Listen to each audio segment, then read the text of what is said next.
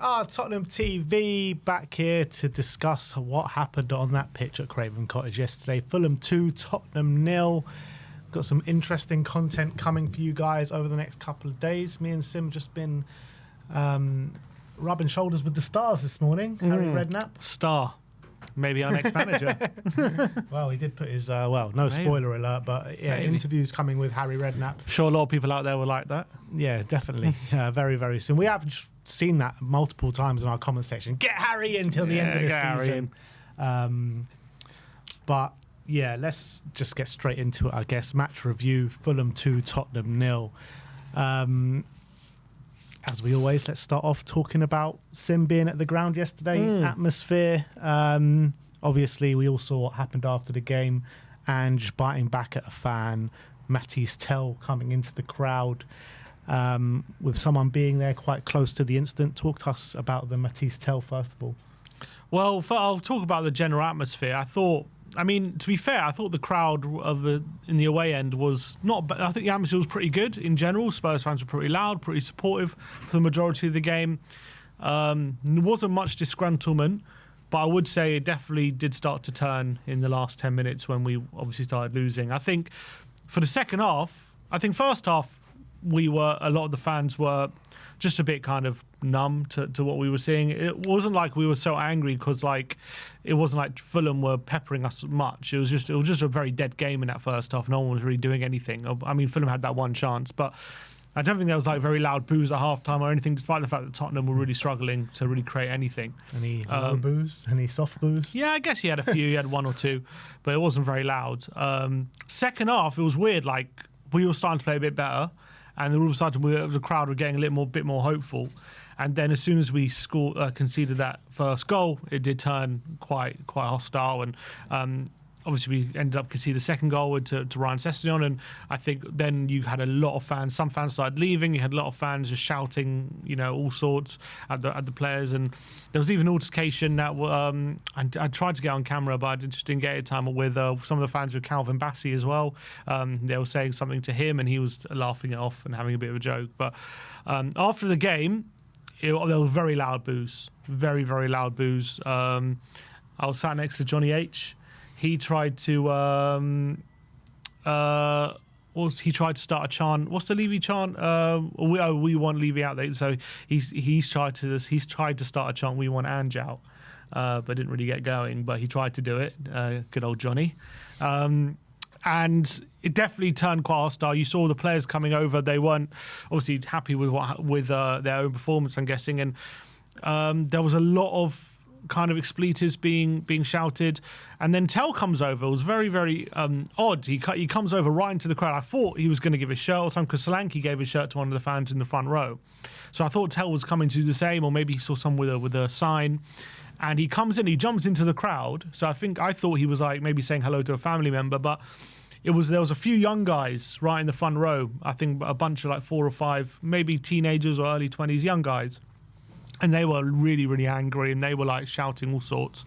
And Tell comes in. He comes into the stand. I didn't quite hear what he was saying, but he was clearly having a conversation with them. He was definitely chatting away, and they were all shouting in his face, doing all these things. And our mate Ryan, he was right there, right in the midst of it. I was trying to capture some of it. There was a guy in a sign holding up a sign right in front of me, so I was blocking it. But Ryan saying that Tell came in to the crowd, and he was basically saying, "Look, we're trying. Everyone needs to calm down. We need to be together. We are trying out there with and all that kind of stuff." And obviously, in the clip that you, not you personally, that was shared on our social media with Ange, and you see Tell is there as well, talking to the fans, saying, "Please respect." He's trying to usher Ange away. So it's quite interesting that Tell was at the forefront of all of that. It's quite interesting that he was the one, a 19-year-old Loney, that was the one who came into the crowd and had the conversation rather than any of the senior players or any of the other players who've been there for a while. Players only been here since the end of January was the one, which I don't know what you read into that when it comes to how he feels part of the team and how he feels being in the club at the moment, because a lot of people are thinking, does he massively regret coming here and all this kind of stuff, but it would have been very easy for him to just walk away and not start a dialogue. So I think it's quite interesting how much you read into that him personally, but also big up to him for not shying away from, you know, the result and the fans, which I think a lot of our players do. And I think football needs more of that. Unfortunately, I don't think we're going to see more of that because these players are so protected and they all have security teams, and, you know, they don't want to risk anything really happening. And you know, if a player goes into the crowd like that, has a dialogue with fans and stuff, you never know what can happen. Things can boil over. A fan can do something stupid. So I honestly don't think it's going to happen more often. Although I say to Tell, fair play to you for going up and trying to, you know, have a discussion with some of these fans who are very angry and upset with what's going on at the club. But yeah, it was kind of a bit toxic at the end with a lot of things being shouted and a lot of people upset with yet another loss this season for sure. Yeah. But I think it wasn't like that the whole game, to be fair. And that's, credit to Tell for fronting up, showing some bottle and going over to the away fans and, you know, addressing the disgruntlement. And I saw in the video, obviously I wasn't there, so it's hard for me to talk about it completely. But from what I saw in the video, he walks over to disgruntled fans, and by the end of it, they actually showed him respect and started chanting, you know, at him and stuff. They did, but they weren't. I wouldn't say they were much happier. But like they showed like they all appreciated Tell for doing that. But when they were walking away, they still seemed very irate at certain things. They were still, you know, wanting to shout. The result doesn't go away. Yeah. Doesn't go away. Yeah, for sure. But fair play to Tell. But what do you think about what it says about him right now? How he's where his head's at? Like as a lone player who, you know, a lot of discussion in January when we signed him is about, are we going to convince him to stay rather than us wanting him to stay? Now the discussion is, do we actually want him to stay anyway? But in terms of how he's feeling when it's him doing something like that, where does that tell you about? I mean, pardon the pun. Where does that tell you about where his head's sat in terms of him being here? Yeah, Matisse tells me that that he feels part of it, right? He feels part of the team, part of the family, and he wants to make things right on the pitch.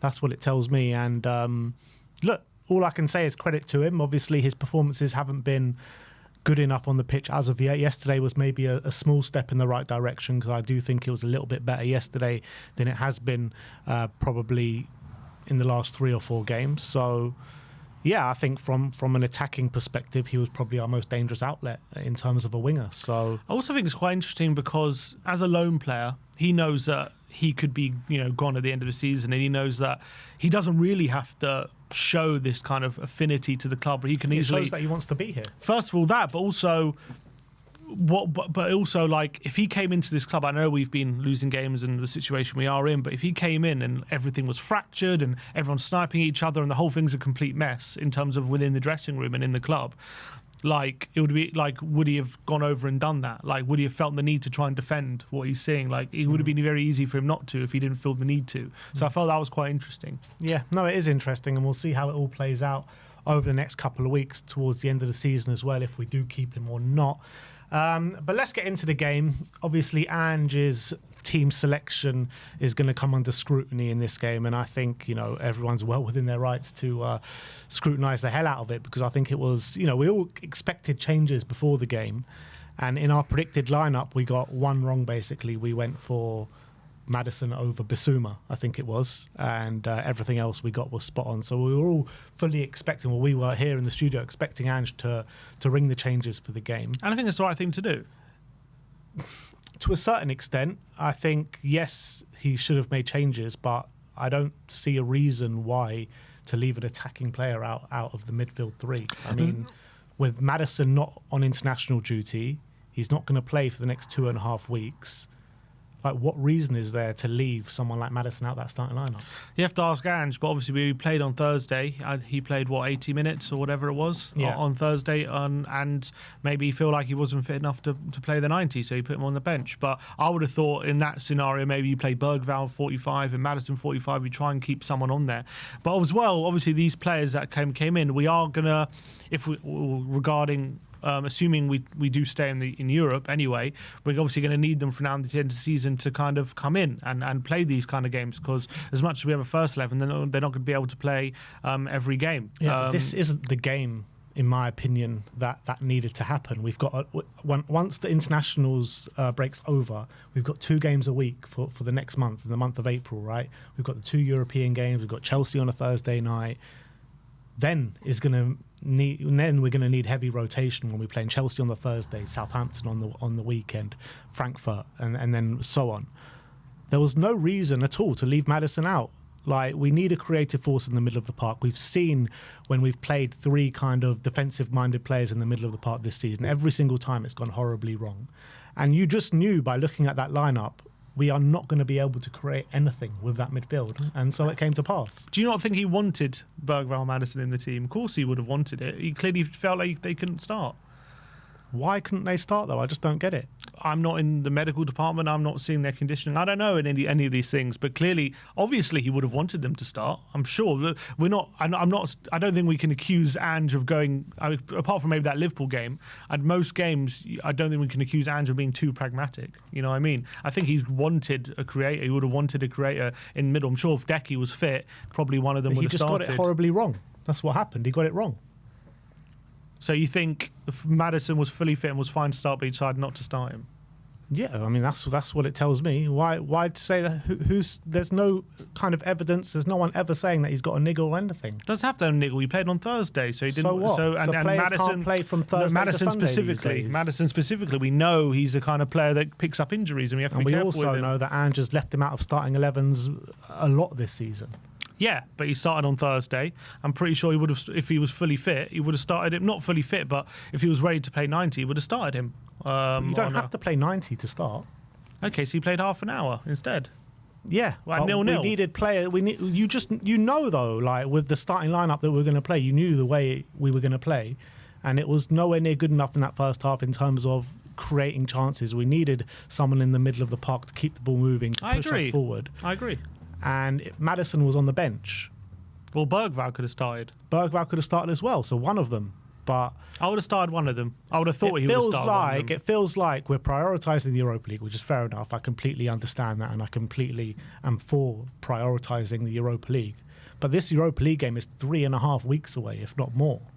Like, there's no need to have that in your mind right now. With Mickey van der Ven, I can kind of understand it with the problems that he's been going through. But to not have anyone attacking minded in that midfield was completely wrong. I don't know how anyone can say otherwise. It was wrong in terms of trying to win the game, but you're trying to give players minutes. You're trying to rest players who have played on Thursday as well. That was the thinking going into it. I don't think he going into this game he was thinking, yeah, we don't need Maddison or Bergvall or anything. He's trying to give these players minutes on who haven't been playing, who we're going to need later on in the season, who haven't played a lot in the past few weeks. But Maddison's not going to play for the next 2.5 weeks. He's not on international duty. But he still played on Thursday, didn't he? Yeah, but it's irrelevant. Why he can't might be play? tired. Oh, come on. He's a professional footballer. You can't play 2 games in the space of a week. Not a space of a week, a space of 3 days. It's ridiculous. It's ridiculous. Madison's known for picking up injuries. If the one player I'm going to be worried about is someone like Maddison, to be honest. I think Bergvall's one you can scrutinise a bit more because I think he should be more up for it. But someone like Maddison, I can completely understand that, in my opinion. I can't understand it. And I think it was a complete oversight from Ange. I feel like he's taken this rotation thing a bit too far this weekend. I don't know how you can't agree with that. I didn't like the selection. I didn't like that midfield. I said before the game when I saw it, I don't like that midfield. And so it came to pass. I don't think that's why we lost the game, by the way, because we lost the game when Maddison came on. But obviously we weren't able to create or do anything when... I'm not saying when Maddison came on is also why we lost the game. We lost the game for a different reason. But I completely agree. I didn't like the midfield. I would have liked Bergvall or Maddison to be in that midfield, right? But he rotated the squad from the team that started and had a performance on Thursday in Europa League, and he decided to use the players that weren't playing. And he put Graham in field. He put Bentancur in. I think, yeah, he shouldn't have put Basuma in. I think that was the big one. He probably should have put Maddison or Bergvall in, but he felt that he couldn't start them for one reason or another. But I don't think he decided not to start them because of a tactical reason. Put it that way. No, it can't be a tactical reason, because if it is a tactical reason, then he's worse than we all thought. But I genuinely think it's because he's looking forward to the Europa League and he wants to make these kind of changes. He wants to rotate the squad, and I just think he took it a bit too far. I don't think he's looking forward. I think he's prioritising Europa League, but I don't think he rested these players because we're going to play a first choice 11 in 3 weeks' time. I think he rested players because... Why did he make 7 changes then? Because they were tired from Thursday. He had to make changes from Thursday. We still played on Thursday. Yeah, but 7 is a bit excessive. Like, we've seen plenty of teams that can play with a lot less than 7 changes from a Thursday to a Sunday. Yeah, but we're in a different situation to most other teams. We're just getting these players back. We're still managing minutes for a lot of these players. Like, why was Solanke fine? Solanke played 90 minutes. He played on... He's a different case, clearly. He played on Sunday. Maybe he's a different case. He's more physically robust than Maddison. Romero as well played on Thursday, and then he played on Sunday. These are two players. Played an hour. We had to manage his minutes. Agreed. But these are two players that have just come back from injury. Yeah. So I don't understand. Different kind of injuries. Spence as well. Different kind of injuries. Spence as well came back. Hasn't come back from injury, but he played on Thursday. My point is every player's different. Every player's different. Some players you can play, some players you can't. I think if you look at Maddison, and given his history, we know he's probably one of those players who does need to be managed. I think that's what his history tells us with him. I think you're just making excuses for. Is that not true with Maddison? He's picked up injuries every season. He has. And this season he's only had 2 to 3 weeks. He had one injury down out. To Ange's unbelievable management of I never Maddison. said that. I'm just saying we have to manage him. Up injuries, but I think, look, we're just going to go around in circles. I think Bergvall, I agree with you. I think if anyone, he should be the one to start because I think he's a lot more physically robust. He can probably handle it a bit better. Whether it's Bergvall or Maddison, we need an attacking-minded player in there. And regardless whether it's Bergvall or Maddison, Ange got it wrong and completely wrong on the weekend. At least we can agree on that. I think we should add an attacking player in there, yeah. So just say Ange got it wrong and we can move on. We should add an attacking player in there. You can't even say it, can you? What? That Ange got it wrong.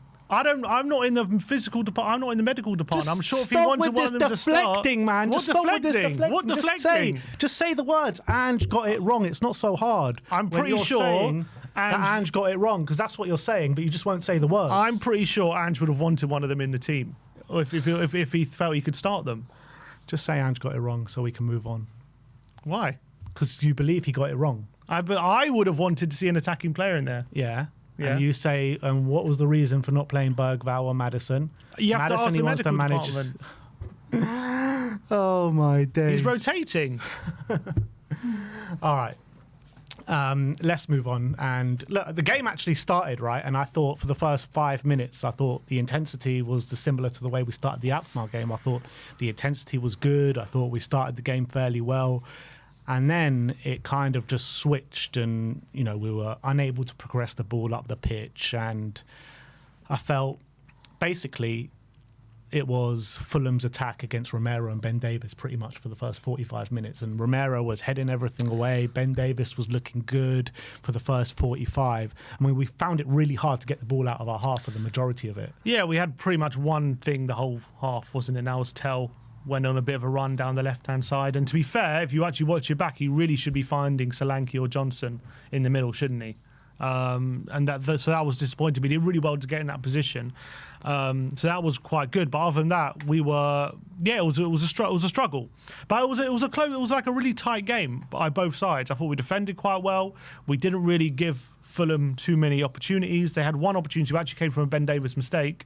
I think a cross comes in, he makes a hash of the clearance, falls to Castagna, and simple save in the end from Vicario. That's the only chance of the half really for either team. Yeah, and in that moment actually Marlon made a really good point on the watch along when we were watching that moment, and at that moment Ben Davies didn't even need to go for that. All Vicario needs to do is make the shout to Ben Davies, and he should leave that. Yeah, he makes a hash of it, and I think that could have obviously been costly, but lucky for us, Castagna didn't finish it. But it was a pretty dead game in that first half, let's be honest. We didn't really do much, they didn't really do much. If anyone was looking more likely to score, it was definitely Fulham. Probably, but they didn't really look like scoring. No, I think that's a credit to Ben Davies and Romero for the majority of that first half, because I think both of them were having top games. But you look at I think Gray was struggling, I felt. Yeah, you look at the midfield. The midfield was really struggling, all three of them, to be honest. I think Gray was probably the better out of the three. He was kind of like in that anchor position, but Bissouma and Bentancur were just playing us into trouble consistently. Yeah, I agree. And it was we weren't able to kind of get any sort of progression up the pitch. Look, Fulham are a tough team at Craven. It could be a tough team at Craven Cottage. We've seen good teams go there and really struggle to create opportunities, and especially with the midfield we had out there with the real lack of ball progression. I felt Davis and Romero trying to play the ball into feet to a lot of these midfielders. I think Basuma just going hiding, not wanting to pick up the ball. I thought Gray and Bentancur at least showed a bit of more willingness to get on the ball, but playing it safe too often. And the only real threat, we didn't really have any threat in the final third, but the only one who looked like maybe doing something was Tell. He had one moment and that was it. So it was a really disappointing first half, but it was also a very close game. It wasn't like we were being played off the park. It was just a very, very tight game where of very little chances for either side. That's how I describe that first half. I think if Romero wasn't playing for the first 45 minutes, they probably would have scored, because I think he was doing such a good job like keeping them out. I think it was the defence that stood strong when the rest of the team were pretty much failing, to be honest. And it was a hard watch in that first half. I think the midfield did a decent job defensively as well. It was just on the ball. It was all a bit of a shit show, to be honest. And it was a hard first half. But I said before the game when I saw the lineup, I said if we can keep it to like 0-0 going into the second half and then bring some of the subs on, we'll be in a good position. That was kind of my thinking. Maybe that was Andrew's thinking, but that was what I was feeling when I looked at the lineup. And then obviously at half time he had seen enough. And he brought Bergvall on, he brought Son on. And I thought for the second time in a week, by the way. Yeah. He did that against Bournemouth and he's done it again against Fulham. Same players going off, same players coming on. And Bissouma and Brennan Johnson need to be doing a lot more with these minutes. I mean, Brennan Johnson has been tasked with being our first choice right winger. He's been hooked the last two games at half time. Bissouma, he's supposed to be one of the most experienced midfielders that we got, experienced players in the squad. The beginning of the season, or beginning of last season even, they were talking about him potentially being part of the leadership group. These players' performances are nothing short of a disgrace at the moment. Bissouma seems like a guy who knows he's on his way out. That's what he seems to be playing out like at the moment. He seems to be like feel that he's not wanted a bit, feel maybe that he's kind of surplus to requirements. When he first came in, and for a lot of Andrew's tenure, he's kind of been the guy we've all been kind of relying on and thinking he's going to be our midfielder, but hasn't been the case. And now we're picking the likes of Bergvall ahead of him in the number 6, not even Bentancur anymore. And the way he's playing, it kind of seems like he's checked out a bit. And that's kind of the impression he gives off at the moment. He's just letting games pass him by. Even Bissouma, even in games where he hasn't played well, you can still rely on him to, at least put tackles in and get around the pitch a bit. And he's not doing that in the moment at all. He's not even doing that in especially in this kind of game. And in this kind of game, when in that midfield three, when Gray's playing the anchor, it's his responsibility and he's got the ability to try and get on the ball and progress up the pitch and drive with the ball at his feet. And he didn't want to get on it. He didn't want to win the ball back. He was just a passenger in that midfield on the day, and rightfully hooked off at half time. Yeah, and Ange obviously spoke about Bissouma and criticised him in the press conference after the game. At the beginning of the season, he was saying I would never criticise or call out one of my players in the press. He's now done it to Timo Werner, and now he's done it to Yves Bissouma. I think, again, I know people are going to see I'm defending Ange, but... Well, you probably are. But he was asked a direct question about Bissouma, right? And it wasn't exactly overly critical. He says, I feel sometimes Bissouma lets the game drift him by and needs to be more dominant. I mean, that's nothing out of the ordinary that we've heard from any other manager. I don't think that's like you would say that's like, oh, that's direct criticism. He was asked a direct question about Bissouma and he gave an assessment about it. Yeah. And I think that's fair, but I wouldn't say like, oh, he's calling out Bissouma. That's what it was. Like, he didn't go out of his way to call him out, is my point. He didn't go out of his way, but he still did it. That's why I mean. Is that overly harsh? Is that overly critical? I mean, there's two ways you could answer that question. There's either speaking the truth and calling out one of your players, or you protect one of your players. He said it's safe to say maybe Bissouma and a few guys are lacking a bit of confidence. He's not like saying he's rubbish. He's not like, it wasn't like the Werner one where that was very, very critical. This is just a bit different. Are you saying he sometimes lets the game pass by, needs to be more dominant, but maybe he's lacking confidence? Like, that's not a major criticism. If it's not a criticism, what is it? That's just an assessment of the performance, like a critical assessment. Yeah. All right, but so no manager is allowed to say that a player has had a bad game. No, of course you're allowed to say that. I'm not saying they're not allowed to say that, but he has gone on record to say I would never say stuff like that about my players in the press. No, I think that's different. That's different. And he's done it twice now. I think that's different. I think yes, he's saying he could do better. He's saying he's lacking a bit of confidence, but he's not out there saying like really going in on him, is he? That's the impression that people are saying that he's doing, and he's just not. All right. Well, look. Second half comes. Johnson Bissouma hooked once again.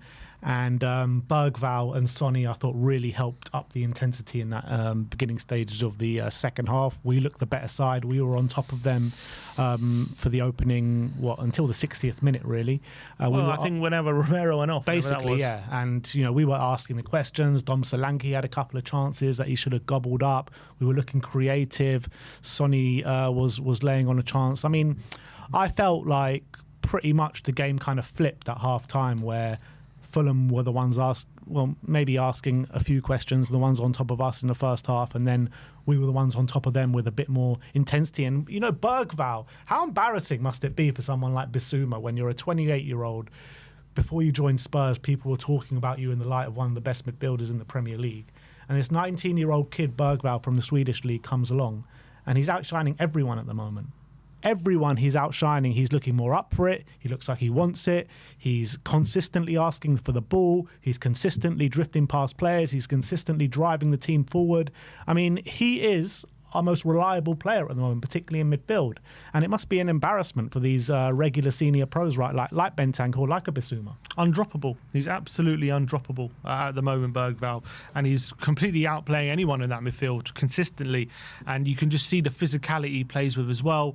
Absolutely phenomenal. I think he came on, was a breath of fresh air, was able to get the ball up the pitch, really consistently. All of a sudden, we had a player that the Fulham players couldn't get near, and they were struggling to contain. Within a few minutes, he had that really nice cross to Solanke, obviously headed it wide, and he was involved in all our best stuff in that second half. Could have won a penalty late on in the game as well. I thought it was a brilliant second half performance from him, and it was so great to see him back on. And again, similar to the Bournemouth game, once he comes on, it all changed, and he's just completely undroppable at the moment. He's playing such a good level consistently. I thought Sonny was a bit more of a threat than Brendan was anyway as well. I thought Tell on the right hand side looked okay as well. Had a couple of moments. So I think all of a sudden we were looking a lot more creative. I think we were really pressing them. We're having corners and putting them under a lot of pressure. And I think the big chance comes. Obviously, Madison just comes on, and we have that big chance. Tell has a shot. Leno with a What save. an effort by Tell, by the way. Lovely really effort. Good effort. Yeah, heading for the corner, tipped wide by Leno. Falls to Madison, doesn't really react that quickly, but he manages to just chest it to Solanke. He's got to finish it. He's got to finish that opportunity. And let's be honest now, I love Dom, and I think he's been brilliant for us. But that's not the first time he's missed a big opportunity and a big time. Yeah. And this season where we've been 0-0, the game's in the balance, and he has an opportunity. Just remember his debut at Leicester. That happened there. I remember not long, I think at Bournemouth, I think the game was 0-0, goes through 1-1, and he blazes it over. It's happened a few times for Dom Solanke now. And I know he's not Harry Kane, and I know he's not going to be as good a finisher as him. But if he's going to be starting striker for Tottenham, he needs to be a bit more ruthless and clinical in front of goal. And I know he puts in great work, and I'm not saying he's not good enough for us, but I want to see a bit more good finishing ability from him, because that's one thing that's really let him down a bit this season. Is he doesn't, first of all, doesn't get himself enough chances, and the chances he does get, he's just not absolutely ruthless. He's not a killer.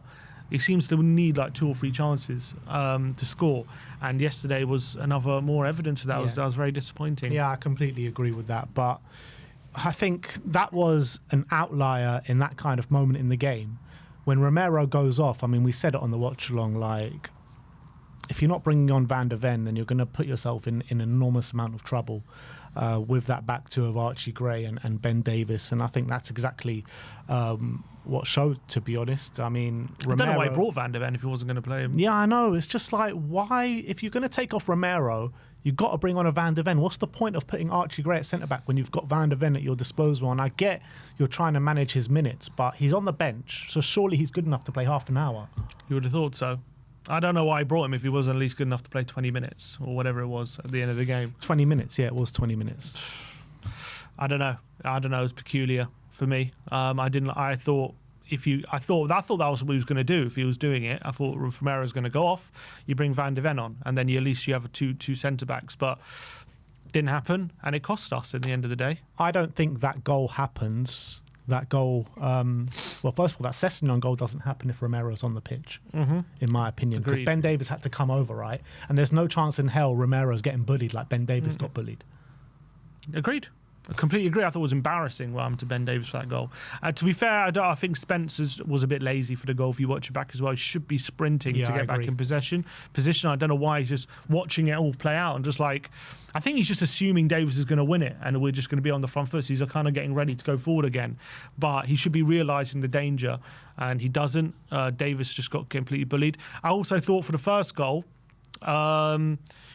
that something happened that pretty much didn't happen all game. I think one other thing that really changed the game wasn't just Romero going off, but also Muniz coming on. I think that really changed it, because all of a sudden they had this threat in their half that kept consistently winning headers, and that was just putting us under pressure. I think we saw when we played RZ the difference it made when Prowett was winning all these headers against Gray in the game in their stadium, and all of a sudden now it's putting us under pressure because they can build attacks and gets it to the winger, and all of a sudden there's a chance there.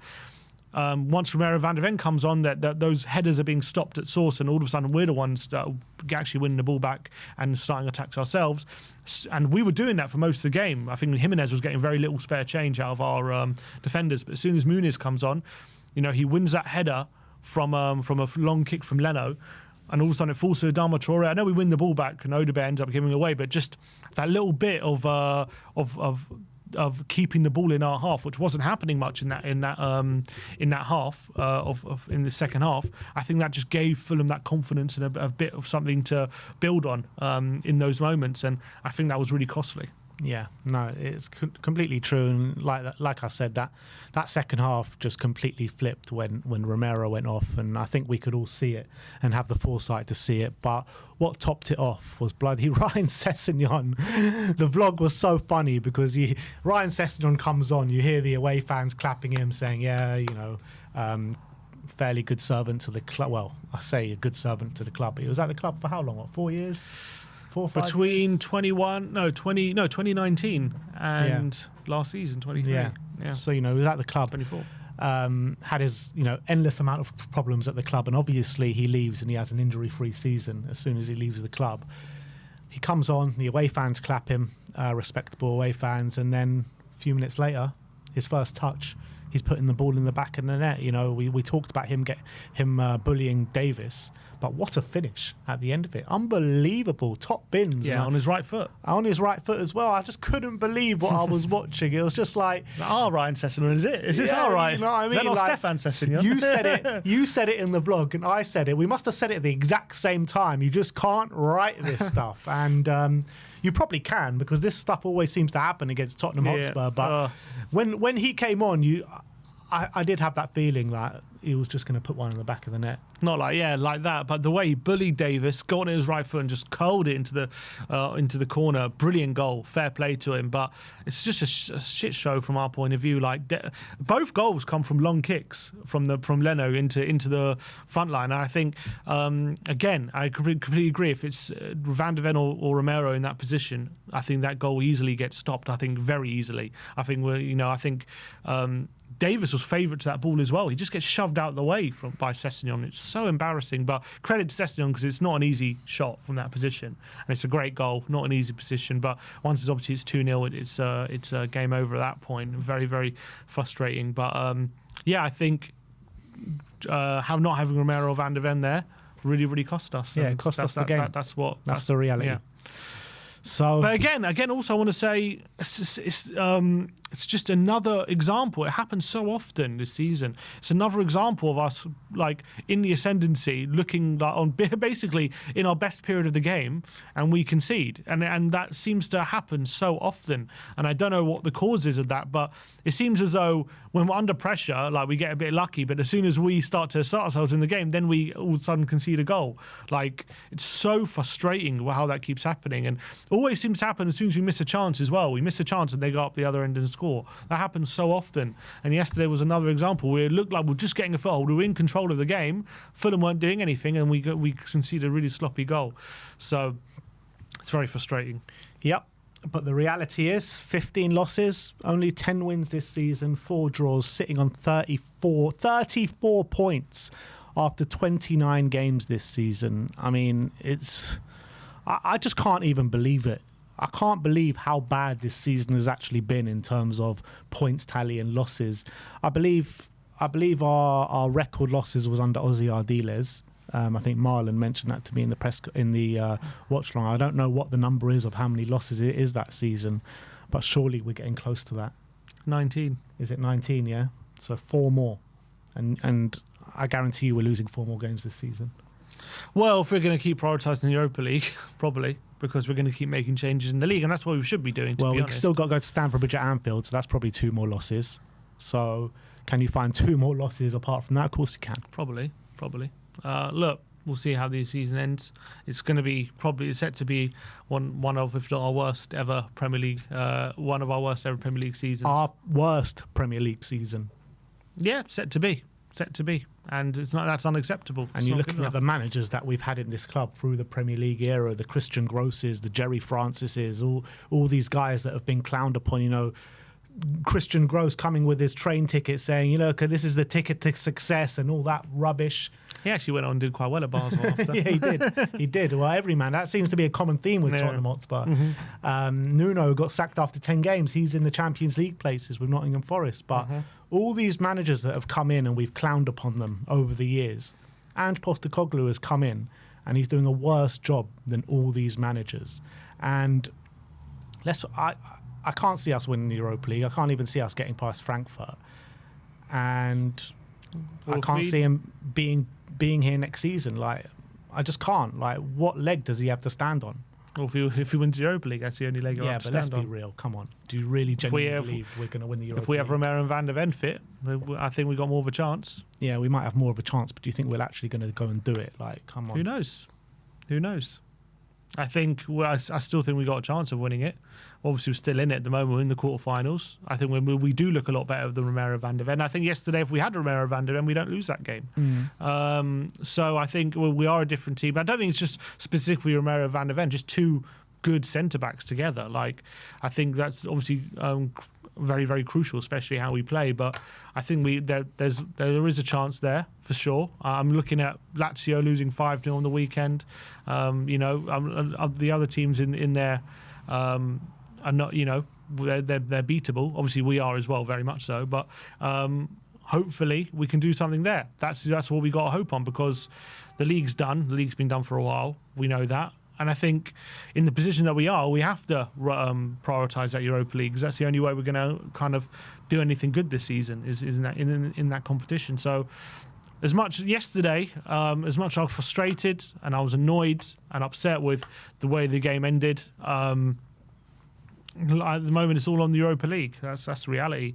And I know you can't just keep losing game after game in the Premier League as well. You have to kind of keep up some sort of standards.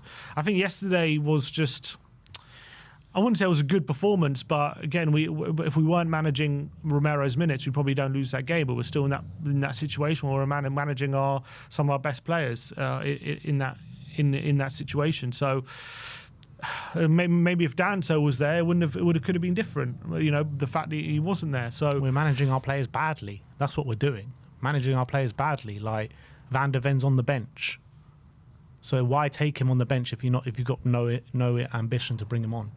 Like, if Romero's going to come off, obviously you put on a Mickey Van der Ven. Obviously, if you put Archie Gray and Ben Davies at the back, we're going to ask for trouble. I mean, it's just pure. It's just like not even a hard thing. Like, any fan in the away end or any fan watching on TV could have told you the same thing, but Ange Postecoglou can't see it. Yeah, but I look at that and I don't think like he's an idiot for not playing Van der Ven. I'm sure he would have wanted to play Van der Ven. I don't know why he didn't. I don't know why he brought him if he wasn't going to play him. Some managers make strange decisions. That's just what it is, and it's a strange decision. A lot of decisions yesterday were strange, and he's been making a lot of strange decisions over the course of the season. Maybe if you have the same information he did, you wouldn't have played him as well. I don't know. Yeah, but you could say that about anyone. You can say that about anyone, but you've called for other managers to go in the past. Like, I don't understand this consistent backing of these decisions by Ange Postecoglou. Like, what is it? I don't agree with it, personally. I can't, based on the information I have, I don't agree with it, put it that way. but I don't have all the information. This is different. This is you're asking, like, before you kept saying you can't play tired players, and well, if Maddison was tired, maybe he was tired, so I didn't play. Like, I don't know. Like before you said no point playing a player who's tired. That was your words. Maybe he was tired. Maybe, but why should he be tired after playing one game on a Thursday night? Is that Ange's fault he was tired? Well, you don't even know he was tired. I'm pretty sure that's why he didn't play. I think if he was completely 100% and felt like he could play from the start, he would have played him. I'm pretty sure Ange, who's one of the most attacking managers in the league and the most attacking manager we've had, would have wanted attacking players at midfield. I'm pretty sure about that. If Maddison barely even plays. Like, how can he be tired? He's a professional athlete. Like, what is this? Like, how can he be tired? He's barely played. Players get tired, especially when they played not only on the Thursday night. And they were playing early on the Sunday. Tired? Seriously. Maddison's one of those players that we know he's had a history of injuries. Maybe when he's been overplayed. I don't know. He hasn't been overplayed. That's the whole point. Right, but we're trying to keep that happening. We don't want to overplay him. Yeah, and he's got 2.5 weeks off to train and do no. He still played on Thursday. For 2.5 weeks. But he still played on Thursday. One game. He didn't even start on the weekend before that. Like, where's this tiredness supposed to come from? How is he supposed to be tired? It's a ridiculous statement. He might. Well, why is it ridiculous? How can he be tired? He could be. He could very well be. He played on Thursday. He's a player who's not that physically robust. He's a player that, does get a lot of whacks and these stuff. And maybe he's tired from Thursday. All right. Well, I don't know what's so ridiculous about that assertion. A player that played on Thursday. Played, that's why. He hasn't barely played. He has barely played. He played a good amount of minutes on Thursday. Yeah, and before that he played, 20 minutes in the Bournemouth game? He came on half-time, didn't he? No, he came on after half-time. He came on after half-time. It was Sonny and Bergvall that came on at half-time. Look, I'm sure that if Ange if Ange wanted to, felt like he could play one of those players from the start, he would have. He must have felt like he couldn't have. He just got it wrong. That's the reality. Maybe he got it wrong. If they look, put it this way: if they were ready, if they were fit enough to start, and he didn't start them, then he got it wrong. Yeah. All right. Well done.